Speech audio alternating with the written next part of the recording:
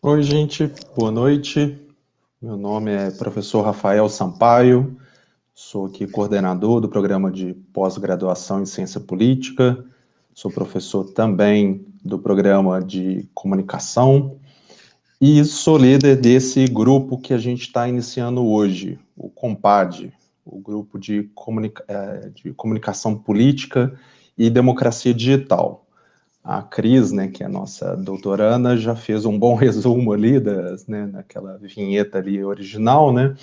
Mas esse é um grupo que ele surgiu originalmente em outro grupo de pesquisa, né, que é o COMPA, que é o grupo de comunicação e participação política, que é liderado pela professora, minha colega Kelly Prudêncio, né, que já tratava justamente sobre isso, né, sobre comunicação política, sobre os atores, a utilização política dos atores dos meios de comunicação e coisas afins.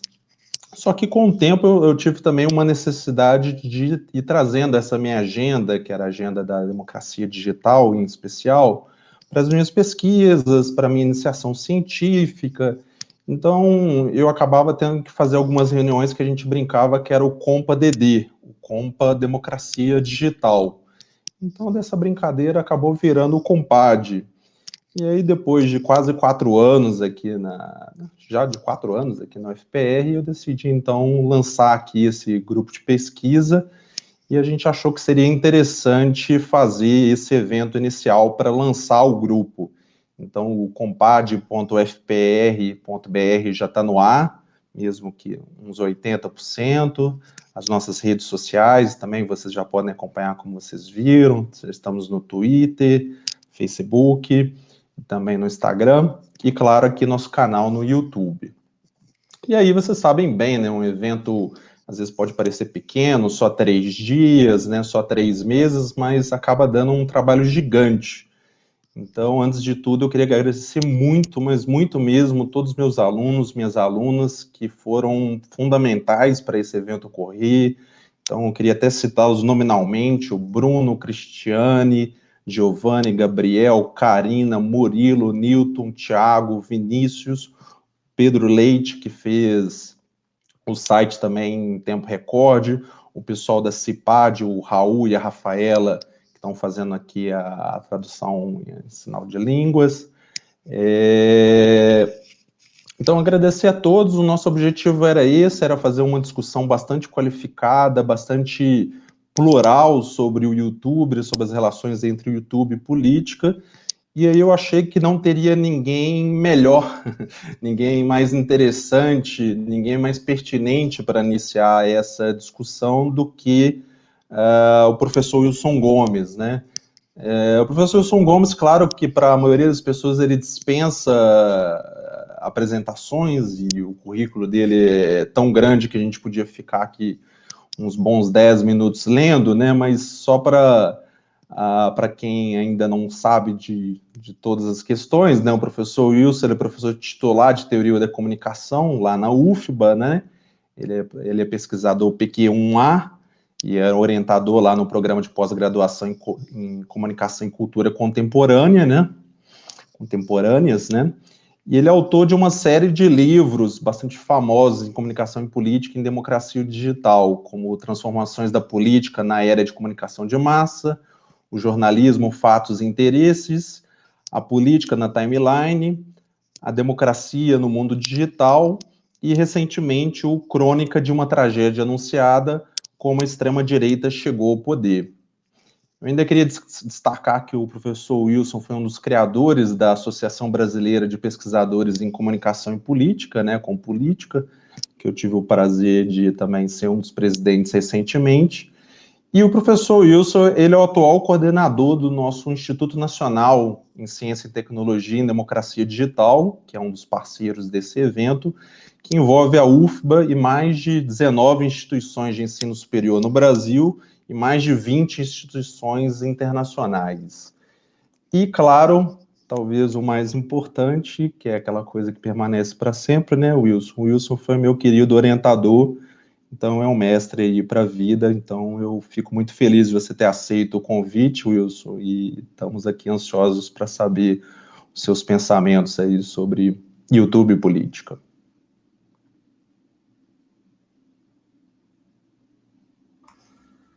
Ok, obrigado, Rafa, obrigado a todos que me convidaram aqui, né? E queria, em primeiro lugar, parabenizar a Rafa e ao Compad, aos programas de pós-graduação da UFPR de Comunicação e de Ciência Política, pelo evento.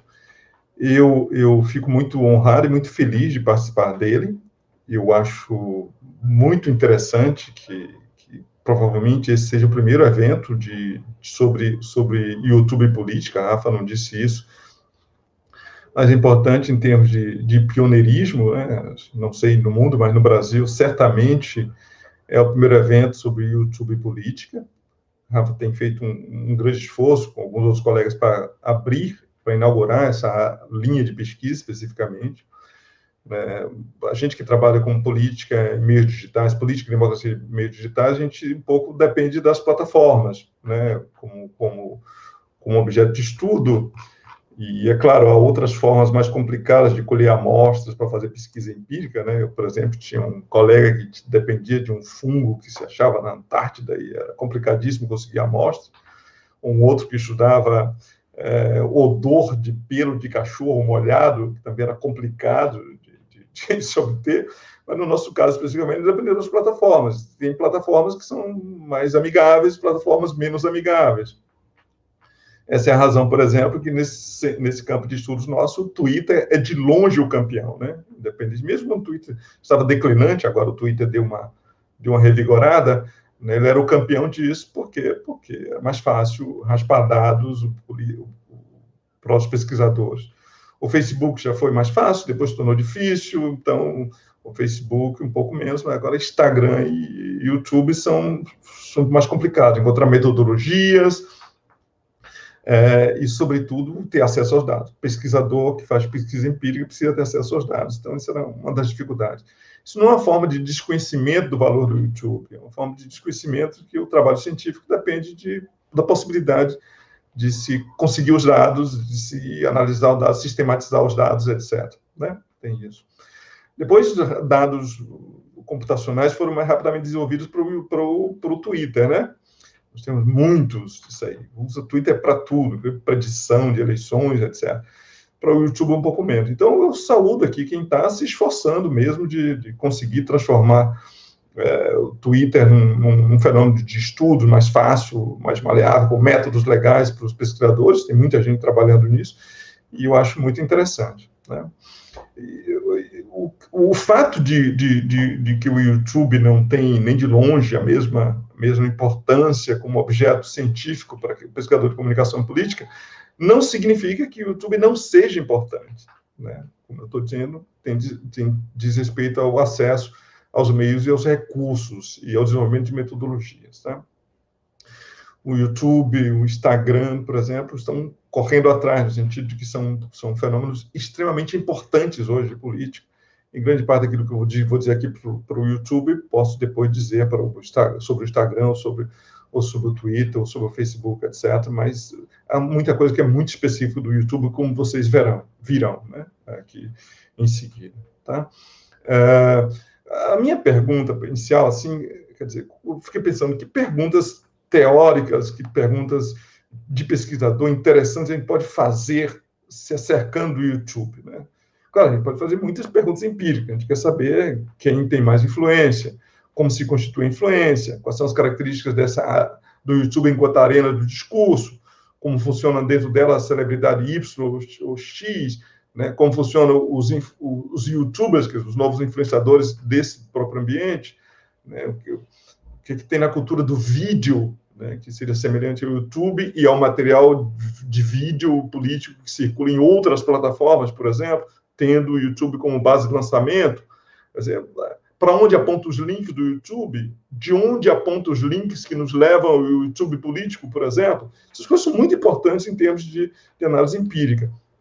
Mas é claro que, além disso, tem outras questões, que são questões que se pode fazer, indagações que, de alguma maneira, movem os intelectuais com relação ao YouTube. Então, a minha, por exemplo, que eu vou trazer para aqui, vou deixar, porque não vou tratar disso, as pessoas das mesas certamente tratarão disso, depois nós continuamos estudando uma agenda de pesquisa sobre o YouTube, é a questão relacionada ao YouTube e os novos intelectuais públicos. Eu começo chamando assim, né?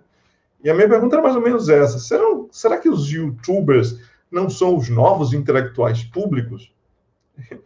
De onde me veio essa pergunta? Há algum tempo eu fui lançar um livro na Bienal de São Paulo e eu fiquei impressionadíssimo com um fato. Tinha uns estandes desertos, né? Uns estandes mais ou menos ocupados, que tinha filazinha, e tinha aqueles estandes que tinham filas imensas, que eram 10 vezes, 20 vezes maiores do que estandes de autores consagrados, por exemplo, da literatura.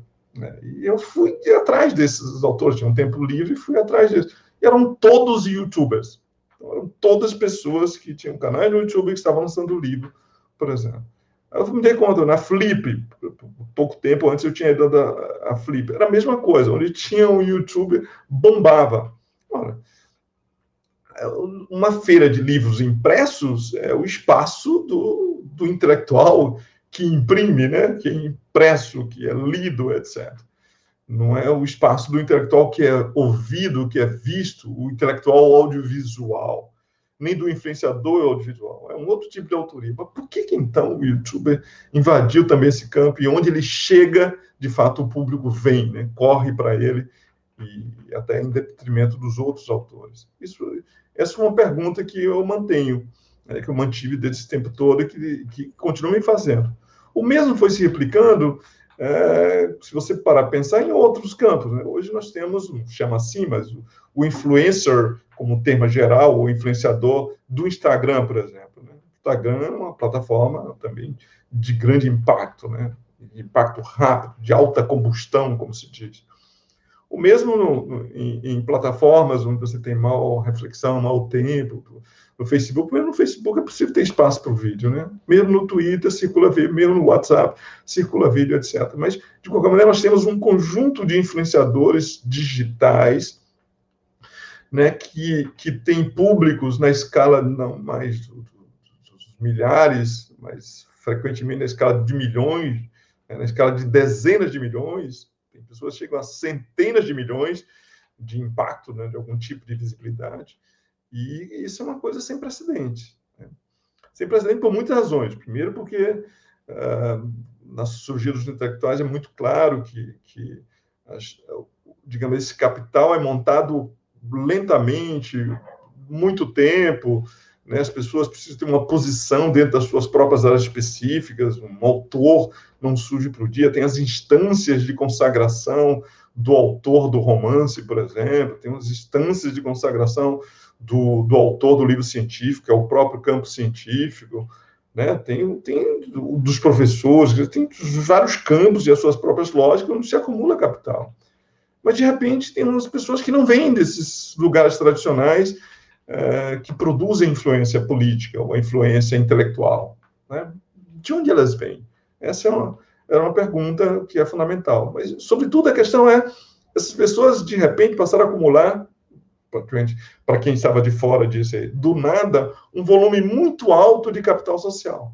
E aqui, usando o termo de Bourdieu, né? Capital simbólico, visibilidade, reconhecibilidade, ou seja, a capacidade de ser reconhecido por um conjunto enorme de pessoas.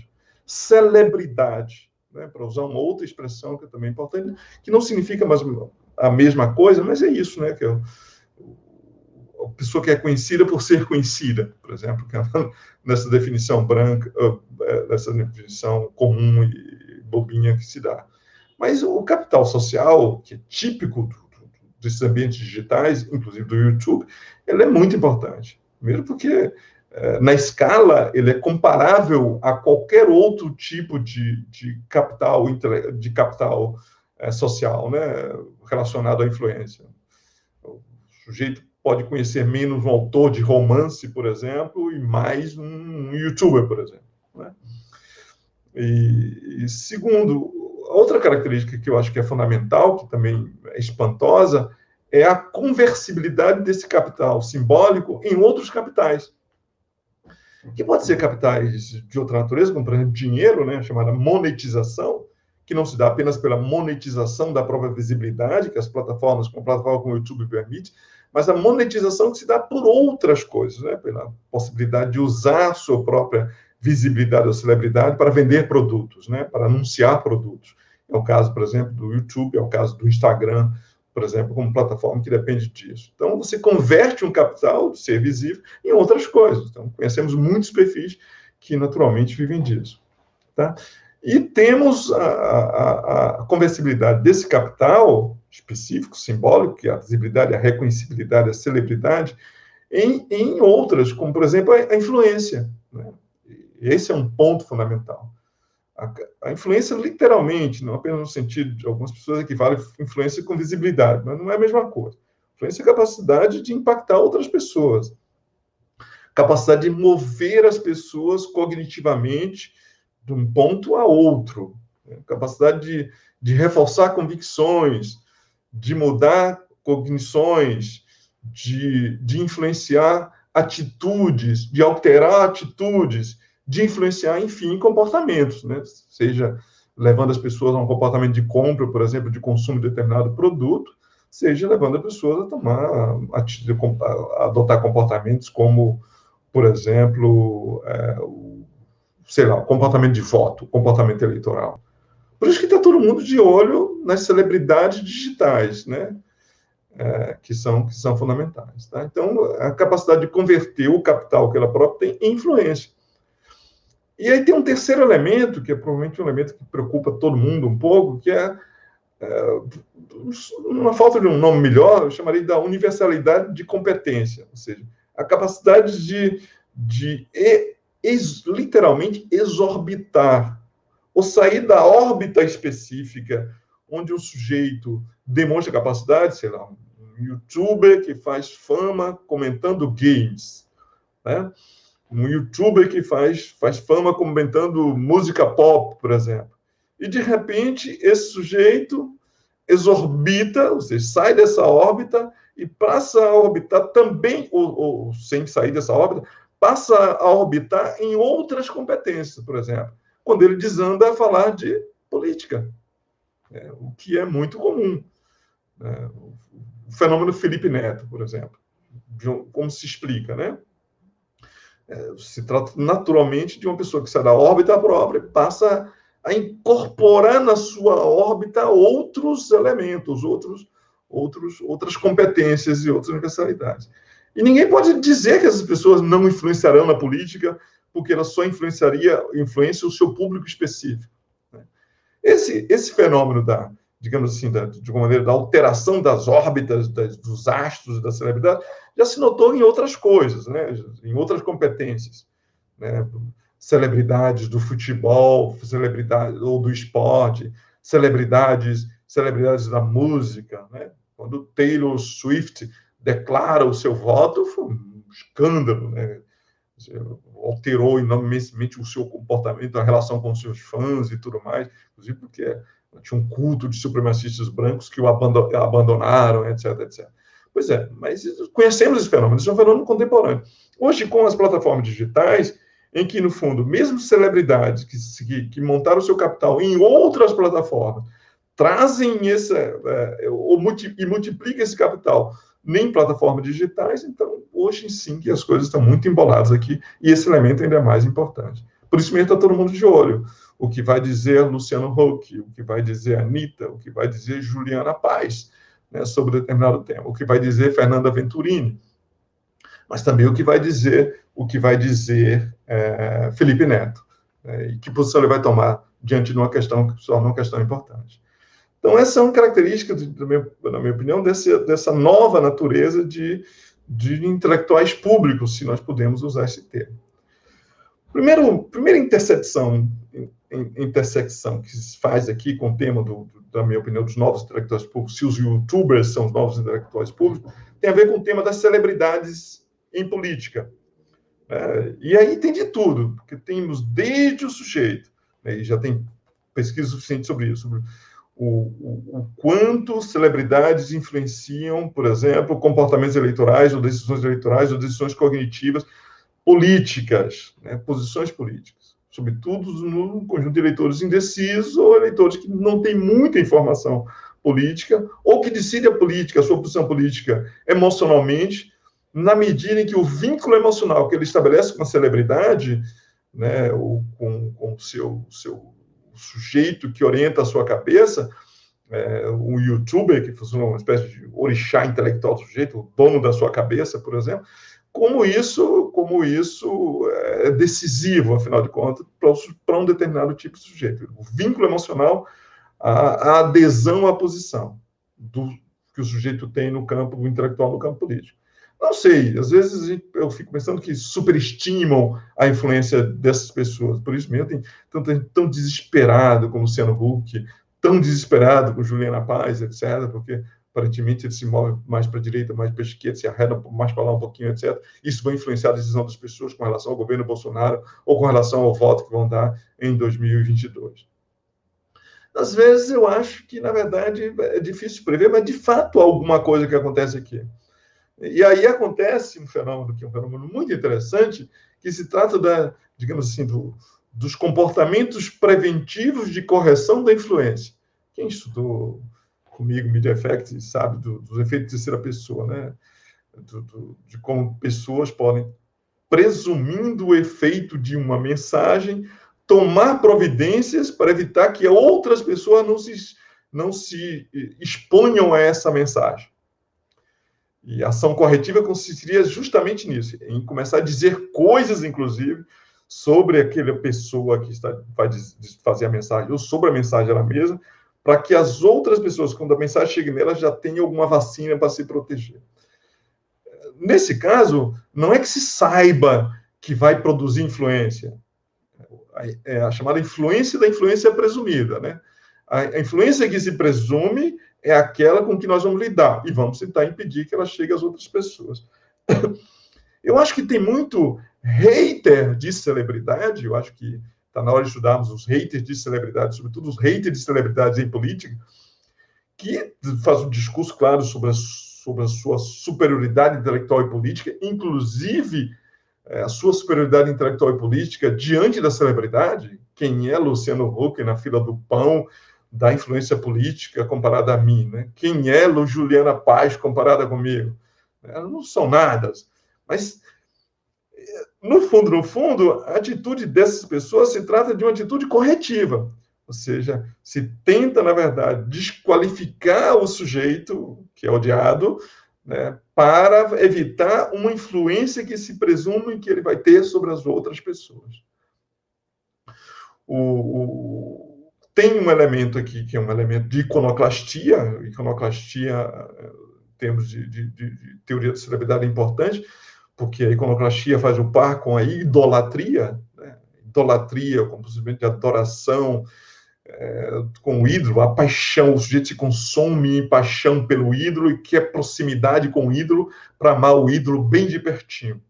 Quanto que a iconoclastia, o iconoclasta ou hater de celebridade, ele também arde de paixão pelo ídolo, mas a paixão aqui é uma paixão negativa, é fúria, é desprezo, e a proximidade é buscada só para fazer aquilo que, segundo a expressão que um cara aí atribui a Chico Buarque, só para odiar o ídolo de pertinho.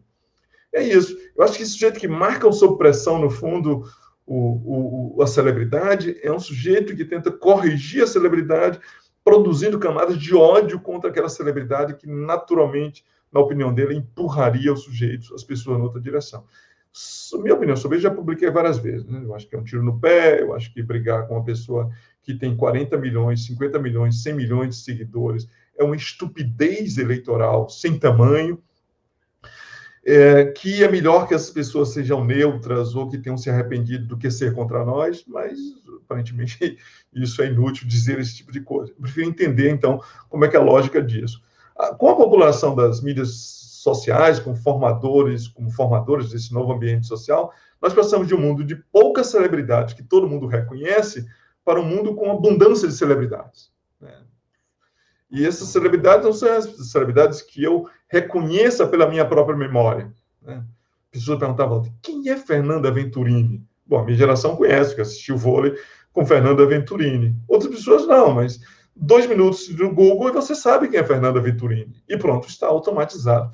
Você já sabe quem você deve odiar, né? O ódio coletivo deve ser dedicado a essa pessoa que não era celebridade, mas se tornou celebridade para você automaticamente, porque é celebridade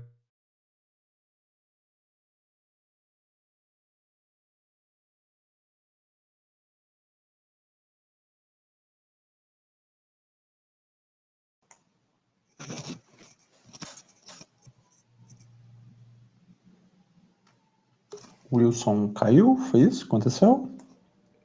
Surpreendentemente caí. Estou de volta, não é? Ok? Vamos lá, desculpem aí. Uma coisa aconteceu. Bom, é isso. Então, eu acho que o par... Eu estou online? Alguém é capaz de me sinalizar aí?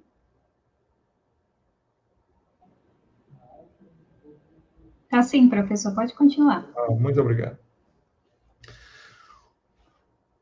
O outro tema que eu acho que é interessante de se discutir, para discutir o YouTube, é o tema, o YouTube da política, é o tema daquilo que eu chamo que se chama, não eu que chamo, de sociologia dos intelectuais, né, ou sociologia do conhecimento. Eu acho que mereceria um pouco de sociologia do conhecimento para investigar essa questão, que é a questão de fundo que eu coloquei.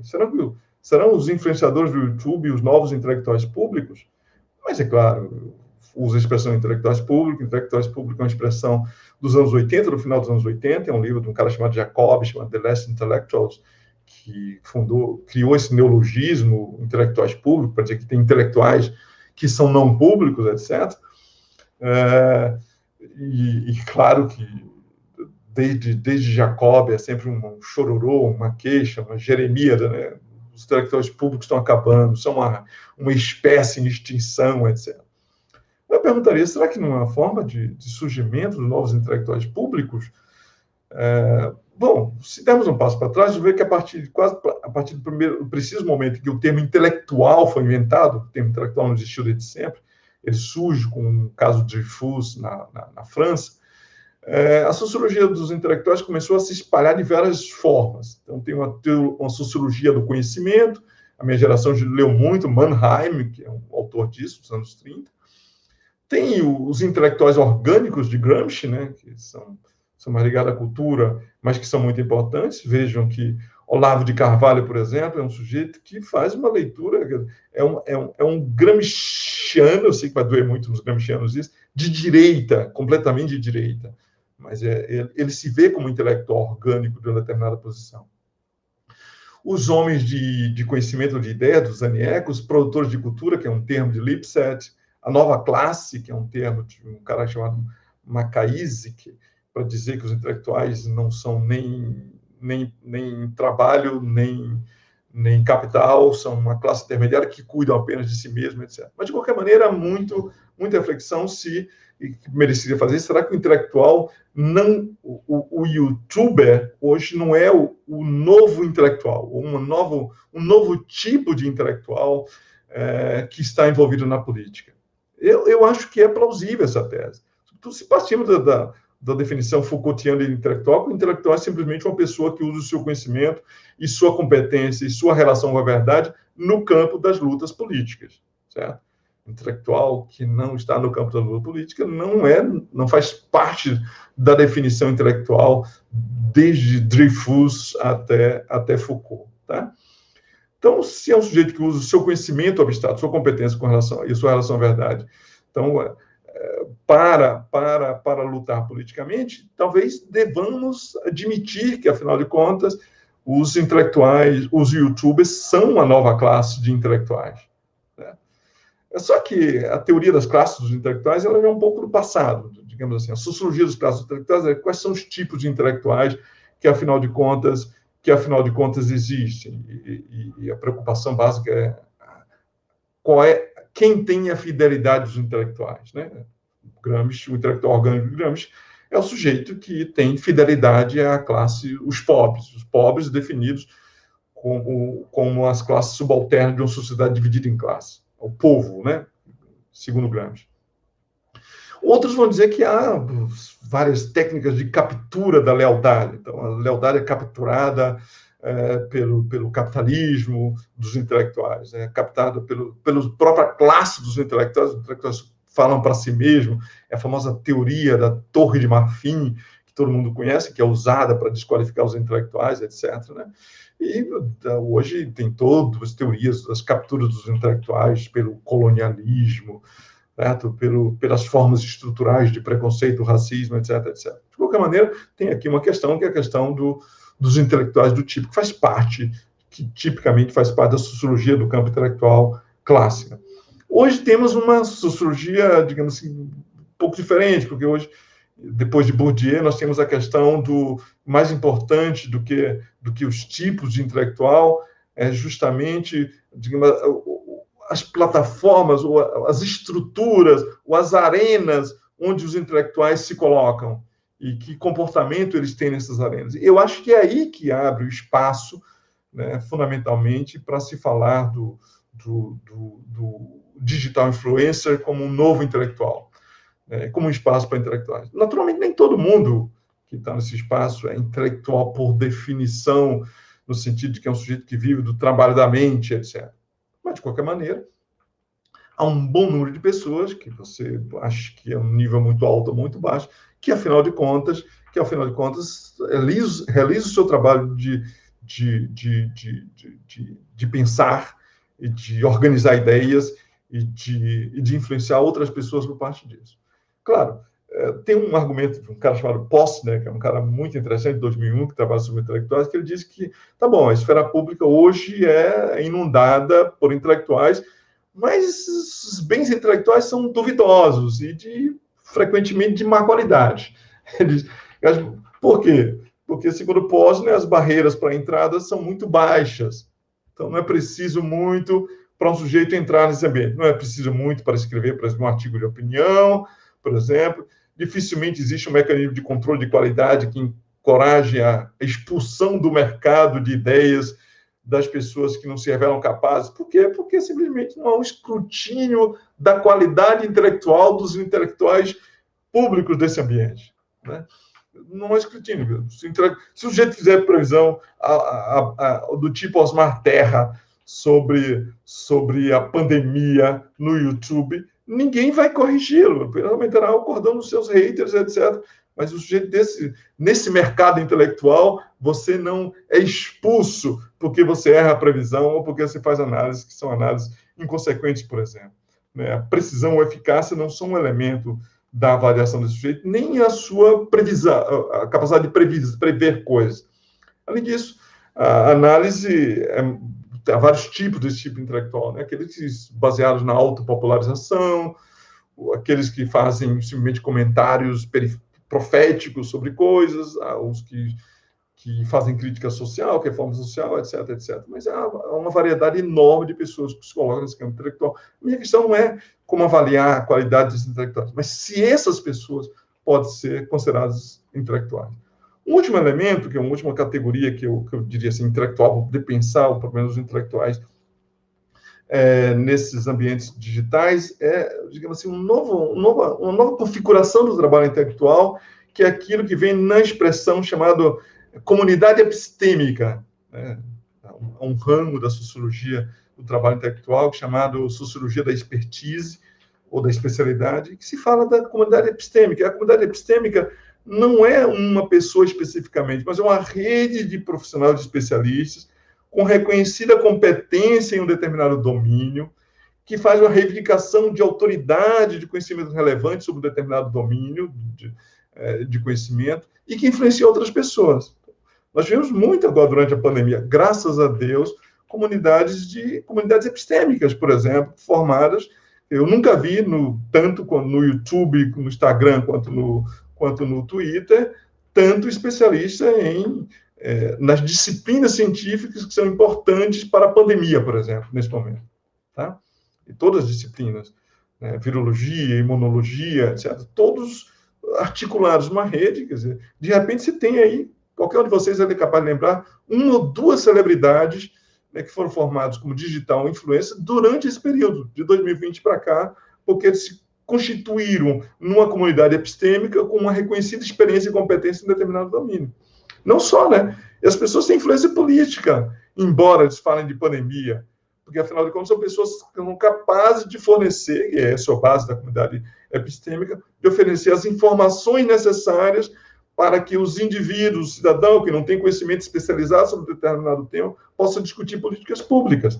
As decisões as políticas públicas que são oferecidas pelo governo ou que não foram tomadas, a ausência de políticas públicas, por exemplo, e tomar posição com relação a elas.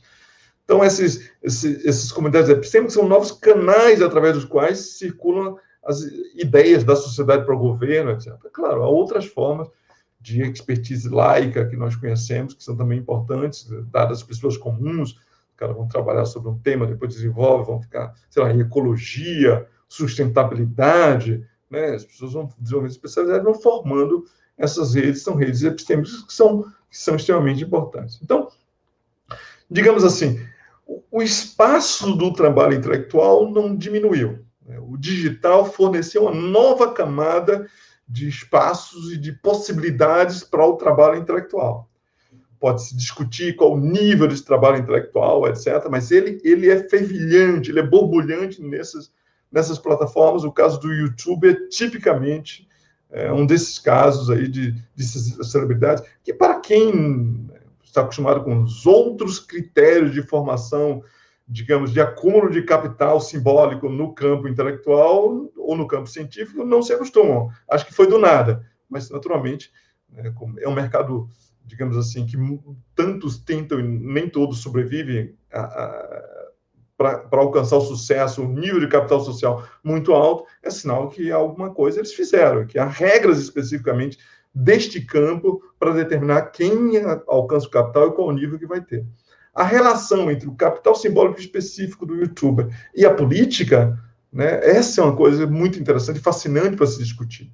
A possibilidade da produção da influência política por meio de influenciadores que vêm de outros campos, por exemplo, em cuja rede epistêmica não estavam os temas da política ou da compreensão da política contemporânea, por exemplo. Isso é um campo epistêmico. Bom, isso aqui era uma sementeira de ideias, né? Há muitas coisas sobre as quais nós podemos discutir enormemente. Espero que vocês desfrutem nesse seminário dos especialistas, e temos pesquisadores, mas tem também pessoas que estão na lida trabalhando no YouTube, né, que são especializados nesses temas, que, portanto, podem discutir e ajudá-los a compreender cada vez mais. Há muitos outros temas que eu podia ter puxado aqui, né, que são discutidos hoje, o tema da curadoria, ou o papel que tem o intelectual público digital, não para produzir mais conhecimento, mas para organizar o conhecimento disponível, né? Temos a questão dos think tanks, e do modo como os think tanks entram digitalmente para produzir esse tipo de efeito, a relação entre intelectuais individuais e intelectuais coletivos, temos na época dos coletivos, né, e como, de fato, se estabelece esse conjunto. Mas o mais importante é isso, né, mais do que as tipologias dos intelectuais, é entender as arenas, as características dessa arena, que é o YouTube, como é que ela produz a influência, como é que, afinal de contas, a política relacionada nessa nova sociologia do conhecimento, ela se estabelece, ela acontece. É isso. Muito obrigado.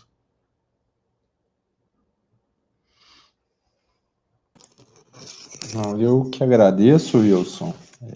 Eu acho que foi uma fala muito boa, especialmente tendo o próprio tema da mesa, né? A gente achou que seria até bem interessante tratar justamente sobre isso, né? Sobre esse novo papel do YouTuber nessa nova esfera pública que a gente está vivendo, né? Você até citou o caso as diferentes atuações do Felipe Neto.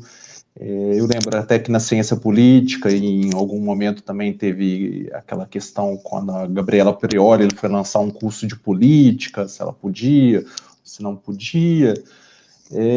Mas eu achei que teve uma pergunta aqui, que é do João Demásio, que eu acho que ela resume um pouco das nossas preocupações, né? Porque há, por um lado, um pouco dessa questão de se cobrar essas celebridades, sejam elas youtubers ou não, a se posicionarem, e tem os próprios youtubers que já têm essa visibilidade, já têm essa influência, a eventualmente se posicionar ou a não se posicionar, a ficarem neutros, a estarem do nosso lado, né? Então, a pergunta dele é isso, né? Da gente evitar dar um tiro no pé, como você mesmo tinha mencionado, mas dada essa dimensão do alcance que essa pessoa tem, digamos, que ele é um intelectual, mas em algum nível ele é meio inalcançável, como é que a gente consegue estabelecer algum nível de diálogo? Como é que a gente pode trazer esses novos, digamos, intelectuais para esse diálogo? Eu imagino que, por óbvio, não os odiando é um primeiro passo, né? Mas qual que é o segundo passo para, por exemplo, trazer um arrependido, trazer um neutro para essa discussão pública? Eu acho que isso seria uma boa pergunta para resumir a sua palestra, que a gente não vai ter muito tempo para perguntas. Bom, rapidinho, para dar tempo, para não atrapalhar a mesa que vem a seguir, que deve ser muito mais interessante. Mas veja, eu já fui um troll também, esse troll vulgar que fica xingando as pessoas, ofendendo, ameaçando, etc. Mas o sujeito que importunava o político que estava no YouTube, né? Levei muitos blocos por causa disso. No YouTube, sobretudo no Twitter. Mas eu ficava importunando o tempo todo aquele sujeito que vai lá e que resolve dizer uma verdade para o político, sobretudo porque eu sabia a verdade e eles não sabiam, né? Fiz isso durante algum tempo, até percebi que a tática era completamente equivocada, porque, primeiro, as pessoas não me devem nada, e se elas quiserem, elas simplesmente me eliminam. Então, eu não tenho uma chance sequer de receber o conteúdo que elas publicam. Então, importunar a celebridade é a coisa mais inútil que alguém pode fazer desse ponto de vista. Se você quer, de fato, você, no fundo, está se abastecendo na mesa do sujeito, né? Então, aprendi que é mais fácil você printar, no caso do Twitter, e depois comentar, ou você fazer um comentário na sua própria página, na sua própria plataforma, para discutir uma determinada coisa, ela é muito mais interessante que discutir com a pessoa assediando. Então, a primeira coisa é essa. Segundo, tem certas pessoas que se comportam com a celebridade como se fosse um a um, né? Eu, os meus 100 seguidores, e ele, o Luciano Huck, e os 30 milhões dele. Mas nós dois vamos aqui, pau a pau, e eu vou derrotar o Luciano Huck numa discussão, e aí sim vou ganhar essa discussão, etc. O que é uma absoluta estupidez. Você não significa nada, absolutamente. Você é o sujeito que, retweetando o sujeito, dá mais celebridade para ele. Então, também não é um caminho. Agora, tem uma coisa que eu acho que as pessoas fazem negativa, que é encher o saco da celebridade, de qualquer um. Quer dizer, tem o assediador especializado, o assediador de jornalista, tem o assediador de atriz, tem o assediador de música pop. Ele já fazia isso, independente, antes dele discordar da posição. Tem pessoas que vivem disso. Aquele jeito fica ali enchendo o saco de alguma pessoa. Aquela minha tese que eu escrevi brincando hoje de manhã, né? Como a gente diz que o conservador é basicamente um sujeito conservador moral, né? Um sujeito que tem ciúme, inveja do tesão dos outros. Eu acho que o hater de celebridade é um sujeito que tem inveja da fama dos outros. Então, ele fica ali o dia todo para poder incomodar. Ele próprio não tem visibilidade, ele nunca produz visibilidade, quer fazer isso. Mas esse sujeito tem uma função repelente, né? Eu sei de muitas pessoas que mudaram de posição, que passaram a ter uma antipatia mortal a uma determinada posição, por causa do hater, isso aí, o lobinho da matilha digital de um determinado grupo, né? Os bolsonaristas são particularmente repulsivos, mas os petistas são também igualmente repulsivos, né? Os petistas de ataque, petistas de morder, são igualmente repulsivos. E agora os ciristas, apareceram também essas figuras, né? Os olavistas, as feministas radicais, os antirracistas, cada grupo vai formando a sua alcateia para morder os outros. Chega um determinado momento que, em vez de você produzir um deslocamento do eixo na sua direção, você produz um deslocamento do eixo no sentido oposto a você. Né? As pessoas que consideravam que, de repente, passam a ter um desprezo terrível por essa pauta. Ele vira o inimigo, assume. De tanto ser considerado inimigo, ele vira o inimigo. Então, eu conheço muitas pessoas que eu vi recrudescendo no seu distanciamento, porque, na verdade, se cansaram de ser atacado o tempo todo. Então, eu não acho que a tática do cerco seja a melhor tática. Embora tenha um outro fator. As próprias celebridades façam isso com outros, né? Uns com os outros. Eu tive um problema, uma questão no Instagram há uma semana por causa disso. né? Porque, primeiro, ninguém lê nada no Instagram. As pessoas leem apenas a primeira frase, vê a foto, lê o título e lê a primeira linha. Ninguém lê, vai clicar no link para sair do Instagram, para ir para o YouTube, para ir para outra coisa, não vai. Né? As pessoas não vão. E a partir dali, elas tomam já a sua decisão. Como parecia sugerir que eu estava defendendo Luciano Huck e Juliana Paz, todos os haters de Luciano Huck, de Luciano Huck e Juliana Paz passaram a me atacar, porque naquele ponto eles não estavam atacando a mim, estavam atacando Juliana Paz e Luciano Huck. E não só, apareceram celebridades do outro lado, né, que jogaram os seus próprios seguidores contra esse defensor de Luciano Huck. Na verdade, eu fui ali um odiado por proxy, né? O pessoal de computação vai entender o que é isso, né? Eu fui por proxy, quer dizer, não era eu, era uma outra pessoa que estava sendo atacada por meio, porque eu era naquela cabeça daquela pessoa um defensor disso. Esse, na minha opinião, é uma receita para o fracasso. Primeiro, aumenta naturalmente o teor de ódio. Não vai fazer Luciano Huck ou Juliana Paz se aproximarem dessa posição. Ao contrário, você está empurrando ele para uma posição determinada. Né? E, na verdade, além de moralizar extremamente a política, porque, no fundo, você não oferece mais argumentos. Né? Você está do meu lado é bom, está do meu lado é péssimo, portanto, o ódio passa a ser o elemento fundamental, e a emoção, o elemento fundamental disso aqui. Então, é complicadíssimo. As pessoas cresceram no YouTube, cresceram nesses ambientes, mas ainda não aprenderam a lidar politicamente com ela. Para as pessoas comuns, não aprenderam a lidar com ela. O hater de celebridade, certamente, das figuras mais estúpidas que eu acho, do ponto de vista político. Wilson, eu vou, então, te agradecer aqui em nome de todos os organizadores, todo mundo ficou muito feliz com o seu aceite. Eu acho que foi uma abertura, assim, perfeita para o que a gente queria, né, que é justamente colocar essa discussão, né, sobre esse novo local dessas, que são, igual você falou, em algum momento são celebridades, outros são influencers, são novos intelectuais, e eles passaram a ter um papel importante. Então, eu até, se fosse possível, a gente podia ficar aqui umas boas 2 horas debatendo, e seria ótimo, né? Mas a gente fez essa indelicadeza de colocar uma mesa depois de você. Então, eu vou pedir para o pessoal deixar aqui as perguntas e depois, eventualmente, a gente discute, a gente vai ter outras oportunidades, né? Mas agradecer aqui em nome de todos e até agradecer que você fez a propaganda que eu mesmo esqueci de fazer aqui para o nosso grupo, que realmente deve ser um dos primeiros eventos sobre YouTube política que a gente está sabendo aqui, pelo menos acadêmicos, né? Então, obrigado aí pela lembrança e obrigado mesmo pela fala, Wilson. Valeu, eu que agradeço, Rafa. Bom seminário a vocês. Desculpe um pouco a desorganização mental. Não é desorganização mental, é porque, de fato, o tema está ainda borbulhante na cabeça da gente, né? A gente está tirando linhas de pesquisa, ideias e tal, e ainda não estão amadurecidas. Vamos amadurecendo justamente com o tempo, né?